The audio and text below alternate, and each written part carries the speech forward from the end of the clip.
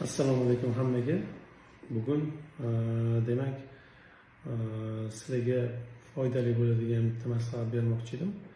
Bemorlarimizga kelganda birinchi so'raydigan narsam, demak ichingiz qotadimi? Jigaringizni qachon tekshirtirgansiz oxirgi marta deb so'rayman.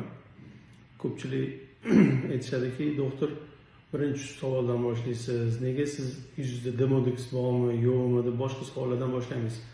Bu demak asosli lecheniya olayotgan yoki bo'lmasa lecheniya qilayotgan bemorlarga har doim demak ich qotishiga, demak ichini to'g'ri kelishiga, ichini ravon bo'lishiga, demak ich qotishiga qarshi detokslar yoki bo'lmasam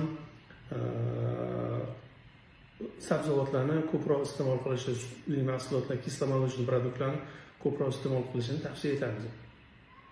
Kimlardadir demak effekt sirazi yaxshi bo'ladi. O'sha effekt sirazi yaxshi bo'lgan bemorlar bilan gaplashganimizda demak har bittasi aytadiki, siz aytganingizdek demak ichimni keltirishni boshladim. Demak o'sha sabzavotlar va kislomolочный produktlarni yeyishni boshlagan edim. Ichim yaxshi bo'ldi, yuzimda ham demak natija yaxshi bo'lyapti deb aytishadi. Mana bugun bir nechta bemorlarni ko'rdik.